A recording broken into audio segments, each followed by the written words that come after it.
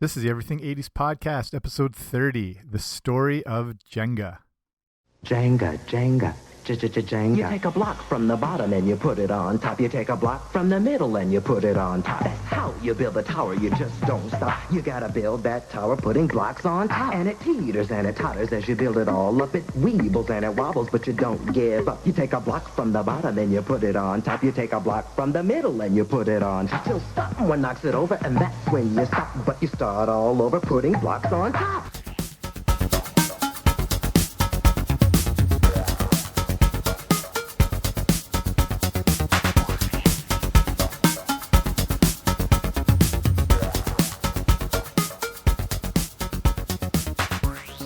Hey guys, what's happening? Welcome back to the Everything 80s Podcast. I'm Jamie. Thanks for coming on out today. And looking at a game, when I first was thinking about Jenga, I was just looking back at 80s games. I thought it was a much older game. I thought it went back to the 60s or at least the early 70s, but it is a product of the 80s and has as usual with a lot of these random creations that become massive hits, has a pretty interesting backstory. So we'll look at everything to do with Jenga. But if you haven't already, make sure you subscribe wherever you get your podcasts. That way you get them automatically. Okay, let's go. So if you could sum up Jenga in a sentence, I think it would be a simple yet infuriating game that makes you want to immediately play it again after you lose. And as a quick summary recap here, Jenga is a game made up of 54 blocks that are removed one at a time and stacked on top of each other. It was released in 1987 and actually is considered one of the best-selling games of all time. So you remember that crazy catchy theme song from the commercial I played at the start, taking the block from the bottom, putting it on the top. And it actually remains one of the most famous jingle slogans of all time, that block from the bottom and you put it on top. And it's got its roots, Jenga does, in an ancient game. And like I said, it becomes a massive hit in the 80s. And I don't think I've ever been to a house that doesn't have Jenga in it. It's just appears in every house somehow. You don't remember buying Jenga or getting Jenga. It's like Lego. It's just you have it. You just accumulated it somehow. But it is kind of the perfect game, no matter what your age. It's a game. It's one of the few games that kids can compete straight up with adults. It's turned into a big drinking game now. I'll get into that later. You see those giant, big block Jenga games in a lot of bars. And one of those classics that's a core part of the 80s, I'd say ranks right up there with, the usuals like Monopoly and Connect 4 and all that good stuff. So in case you haven't played this or it's been a while, the entire setup, like I said, is made of 54 blocks, involves taking one piece at a time, stacking on the tower. You can play by yourself or as many people as you like. It's also a game that can be over in a few seconds, but the average play time lasts around 5 to 15 minutes and takes around 2 minutes to set it up if you haven't, kicked over the coffee table and discussed. So each block is 3 times as long as it is wide and 1/5 as thick as its length. And that's important in the whole stacking component. Each of the blocks actually has really small and random variations, and that's what allows them to slide out. You always wonder, some move they're not even in there. It's because they're not perfectly cut, and that's on purpose. If they were all laser cut accurate, you wouldn't be able to play it at all. So it's all those little variations on every single block that allows it to, for some of those to move so easy out of the stack. So if they were, if they had built it in sort of it makes it a tougher production process because in a mass produced manufactured product, it's easier to put them all, exactly the same cut and whatever. So it's a little bit more complicated because they have to make sure there's the right ratio of blocks with the weird variations compared to the normal ones. So you need to have all these different imperfections in the stacking process and that each stack is a little different and then you have to adjust to each situation. So, it's a simple concept and it looks like a simple manufacturing process, but it's actually very complicated to put the right combination into each set. So there's a little, if you remember, there's a little cardboard stand that helps you build the tower, and the official rules are that the person who builds the tower gets to go first. So you can't take blocks from the top level or the level beneath it, and only one hand can be used to move a block. There's also an unofficial rule that you actually only have 10 seconds to move a block. And at every game I've played, everyone, is taking like a minute to carefully think out their thing. But if you're playing officially, you've got 10 seconds. You lose, obviously, when the tower falls over, or if any piece falls from the tower that's not the block you were trying to move. And that's, for the real sticklers of the Jenga rules. So let's look at the origins of Jenga. And like I said, like a lot of, I don't know, these classic games, you think they're like a corporate game that's dreamed up in a big pitch meeting in a boardroom with, big epic game designers and, who've done a ton of market research, but it's not. It was actually designed by an English woman. Her name was Leslie Scott, and she was the co-founder of Oxford Games Limited. But she was born and grew up in East Africa. So she spoke English as well as Swahili. So it was in the early 70s, and that's when the game kind of came together and more evolved within her family by using building blocks. The family had purchased the blocks from a sawmill in Takoradi, Ghana, as Ghana was a huge producer of wood. So they had come up with this simple stacking game and found it to be pretty fun and actually kind of addicting to play. So Leslie played around with a few names of what to call it. The first one was Chezza, so Chezza or ZZA, depending where you live. And that word actually means to play. But it was also the name of their dog, so she looked for something else. They thought about what was involved with the game and that the whole principle was basically just to build. So the word Jenga means build, which comes from the word Kojenga, which means to build. So after they came across that perfect description, the name stuck. And it's like you couldn't, I don't know, it's once one of those things are in place and they're a common name, you can't think of anything more perfect. But it just really seems like there couldn't have been a better name for Jenga.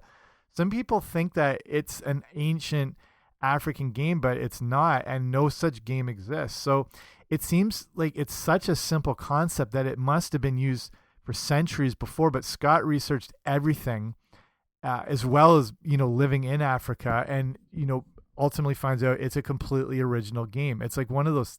It's like when you write music, and the Beatles were always talking about that, or Paul McCartney. He would write songs like "Hey Jude" or "Yesterday." And he's like, it sounds too good and too familiar. Like someone must have already written this song. Like it has to exist. Like that's why I thought it up. But no, they're all original, obviously. So there were thoughts that it was an ancient Chinese game that you used to play with jade blocks or pieces or something.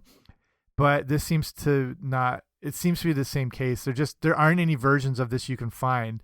And if there were, I think you would see a ton of modern versions of them, like you would see with, I don't know, old games like jacks or marbles or dice, something like that. It didn't exist. So here's the first release of Jenga. It's not a mass manufactured game at all just yet. It starts more as a grassroots project. And some of the earliest sets were made in 1982. So Scott had trademarked the name Jenga and launched the game at the London Toy Fair in 1983. She sold it through her own company called Leslie Scott Associates. So the whole thing was an English product, straight up. And the original Jenga blocks that Scott had made were from a company called Camp Hill Village Trust in Boughton, Yorkshire. And the game was a huge hit at that toy fair in '83, and everyone liked it, all ages. It appealed to older people as much as to little kids as it did to middle-aged people, and it was just the feedback was the love of the simplicity and that it was addictive. Like I said, like you immediately want to play it again. It's got that more ability factor, which is just the golden egg for anything with toys or games or anything like that. So now it's taking Jenga to a wider market. And an entrepreneur from California named Robert Grebler was the brother of a close friend of Leslie Scott's. He saw some promise in the game and was seeing that she did too, like with all the, from the toy fair and all this great feedback. And she was investing her own money to market and sell it in England.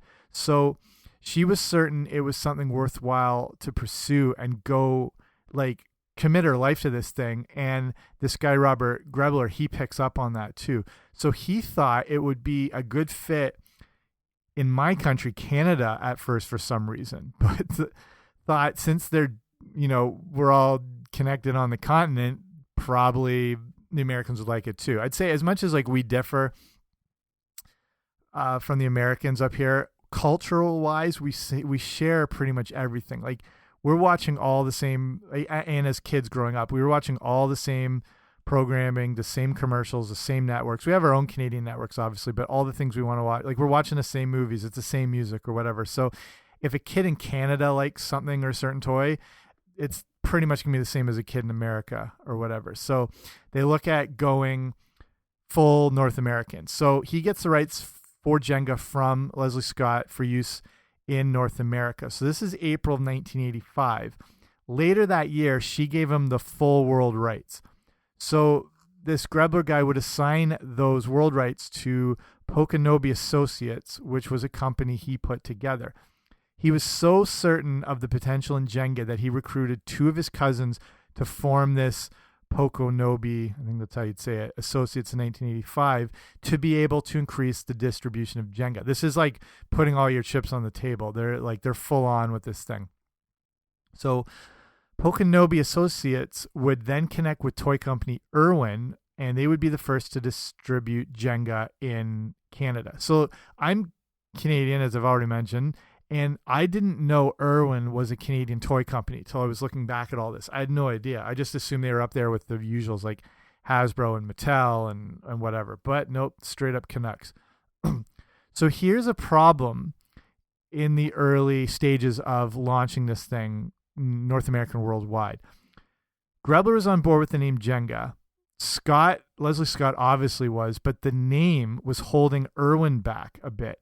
And they weren't sure about promoting Jenga if this was to be the name of it. Like I said, now nothing could be more fitting as the name, but I guess obviously because it's ingrained in us. At the time, it was kind of weird.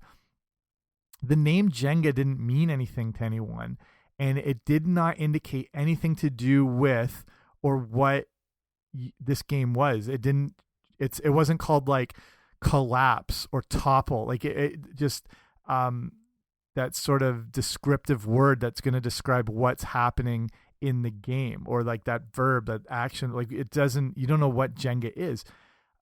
So obviously it's completely synonymous with the game, but it was actually a real concern, and it was causing delays. And it wasn't that they're just unsure about it. They despised the name Jenga, and they just said that straight up. But they loved the game. So Leslie Scott's trying to like work with this. Like, these are the people that are going to take this game to the next level. So you want to stick to your roots and your guns, but you want to keep them happy. So she switched the name up a bit and was calling it Jenga, the Perpetual Challenge.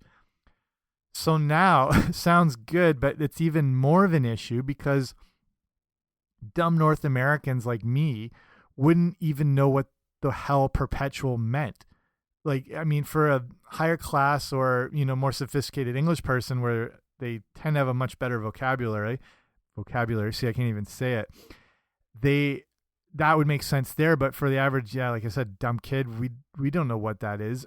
So Erwin basically says no way on the term perpetual, and no way on the name Jenga. So they're at a crossroads here. As Leslie Scott describes it, Erwin's viewpoint was that no one had ever come across the game before, and you couldn't even say that it was like something else. Like, you're starting from scratch here, so you can't, with this weird name, and there's no kind of connection to any other things, it could be trouble. Erwin thought if you had a meaningless name that gave no indication how the game is played, then the name means nothing. They had no idea how they were going to sell, market, or advertise something called Jenga. Instead, Erwin wanted to call it Timber with an exclamation point, and then possibly Tumbling, which I think I said earlier. I forgot that was actually one of the names. And I think those are actually great names. Like, I think Timber might have been a better name overall. I mean, like, ultimately the game is what leads to its success, but I think Timber. Like if they were creating this game in North America, it would have straight up been Timber, no problem. Tumbling, I think those are great names, but Leslie Scott was steadfast and stuck to her guns. She said they just needed to stick with it, and one day the name would have meaning. So obviously a very smart cookie. Eventually, they agreed that the name would be Jenga, and they went full on with it. It's amazing they actually backed down because, like I said, Timber is the perfect name. And I can't believe they actually like kind of gave in, but obviously everything works out. So now they're launching Jenga. Irwin's now embraced the name. They decided to not downplay it, but now make it a focus in the launch of the game. The key marketing phrase would be the simple, great game with the strange name. They were going to put it front and center and not even try and hide it. So now they got to get this thing on the market. So Jenga was a huge hit when it was demonstrated at the 1986 Toronto Toy Fair, which I didn't even know a Toronto Toy Fair was a thing, or I would have gone to them. And 400,000 orders were placed that day, which is insane. So this was obviously extremely promising for its full-on release. Then an insanely catchy song and commercial were put out that you just heard, and that would help create massive interest and at the very least get that song stuck in everyone's head. And it's probably going to be stuck in your head for the rest of the day. And they call it an earworm, where it's that just burrows into your head and you can't get rid of it. So apologies. Jenga would be fully released in 1987. And there was still some of the distributing that was needed to be worked out. So Irwin was licensed to sell Jenga in Canada and would be the master licensee worldwide. They could then choose who they wanted to distribute the game in any different country. They just sort of spread it around, and they just can sort of oversee it. So for the US, they went with Shaper Toys, which I do not remember, and they had been making toys and games since 1949. They were one of the very first toy companies to make games out of plastic compared to the paper and cardboard that was used by other companies. I kind of remember this game called Ants in the Pants. That was a game by Shaper Toys. So if you remember that, that's them. Hasbro would acquire Shaper and then would launch Jenga under their board game name Milton Bradley. Hasbro would eventually take over most of the licensing for Jenga around the world and just kind of step in and oversee everything. So with all this set up and everything in place and all these big guns, Jenga does really well right out of the gate. And continually. They would sell at least 4 million units a year from 1987 up until the year 2000.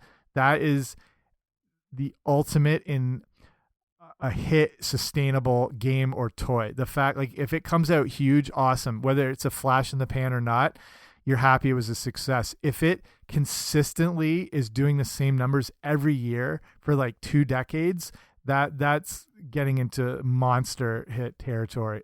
Again, up with like Trivial Pursuit and Monopoly. You know, now it's getting into that stratosphere. Okay, so here's a few other versions of Jenga. So over the years, some of these I was just not familiar with, and these different sort of iterations of the game. There was, example, Throw and Go Jenga, which was made up of colored blocks and a six-sided die. There was Jenga Truth or Dare. Again, I hadn't heard of that one, and it was more of an adult version, but it was still marketed by Hasbro. It looked just like regular Jenga, but there were 3 different colors of blocks, and I don't even know what the hell people were doing with this. I don't think I want to know. Then there was Jenga Extreme, which used sort of parallelogram-shaped blocks that were able to create some pretty crazy-looking towers. Then there was Jenga Giant, Jenga Double XL. Those are the massive ones that you find in the bars. And you can buy them on Amazon and places like that. And some of them get up to like 4 or 5 feet high. And when you play it, when you start stacking, you can get up to 8 feet. So same rules apply, but you can use 2 hands to move the 18-inch blocks. And that leads us into, depending on your age and what you do, the Jenga drinking game. This is also known as Drunk Jenga. The Jenga drinking game involves a normal Jenga set, but you write out various dares or actions on the block. So no one is to see them. And when you set up the tower like you normally would, you just go about it like you're playing a normal game of Jenga. So now the difference is you have these 54 blocks with 54 different twists written on them. And that can be anything from having to, I mean, who the hell knows, sing something stupid, make an animal noise, you know, whatever, up to other stuff. But then there are lots of shots written in, so it turns into full drinking game. I'm clearly suggesting PG versions of the challenges, but you can imagine how sketchy things get playing drunken Jenga or drunk Jenga. The one constant is if you're the guy or person who knocks the tower over, you have to chug your whole drink, then have to pick 2 blocks and carry out those actions. So that's the one big stipulation that you have to stick with it. So I'll start winding it down here. You probably weren't aware of all the interesting stuff that goes in the history of a game like this. And it always is the case with something that's seemingly so simple, the process that went behind it, all the, like, you know, behind closed doors sort of things. It's the interesting thing with Jenga, and that's the takeaway I got from all this, is that it was launched during the golden age of video games, where we were now experiencing games that we never thought were possible, like the Atari, the Nintendo, Sega, the Commodore 64. All these things are completely demanding our attentions because now we have arcades in our own home, and they're actually awesome. They're not crap.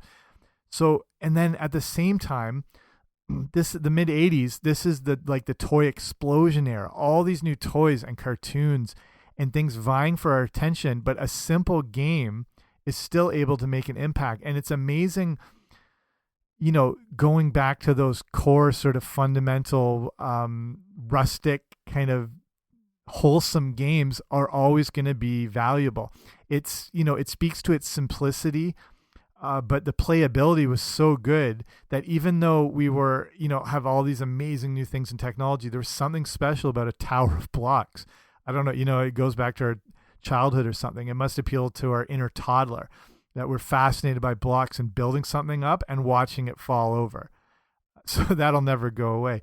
Jenga plays so well because it requires focus and skill, and it immediately draws you in. And there's a short learning curve. Like, you don't have to play this thing for days to pick it up. Like, you immediately know how to play it. It's like almost intuitive. You see what if you're seeing it for the first time, you basically have to see it once and you know how to play it. So it's got a easy barrier to entry. So here's one takeaway just regarding the gameplay strategy that I don't think a lot of people know that I wanted to leave with here. So, you probably didn't know this, but if you did, so you are allowed to use your wrist and arm to keep the tower steady while you're taking away a block. There's always the impression that you can only use your fingers to take away the blocks, and that you can only use that one hand. That's true, but you can use your arm to actually support the tower. And this is reiterated from Leslie Scott, the creator herself, who points out that rule number 9 says, no part of the player's body may touch the tower apart from the arm between the elbow and the hand. So the next time you're playing, no, you've never probably ever seen anyone do that. It's always just like careful with the one little finger. You're allowed to kind of steady and support the tower with your entire arm. So whenever you play it, remember Leslie Scott's got your back, and you can stick it to whoever you're playing for. Or if you're playing for money or it's drunk Jenga, you're never going to lose again. Okay, let's wrap it up here. Thank you for listening. Hope you like this show. Again, if you haven't already, make sure you subscribe wherever you find podcasts. I should be there now. If you really like it, hook me up with a rating and review. That way more people get to see it. It helps out the show, and I appreciate it, and I appreciate you listening. All right, talk to you later.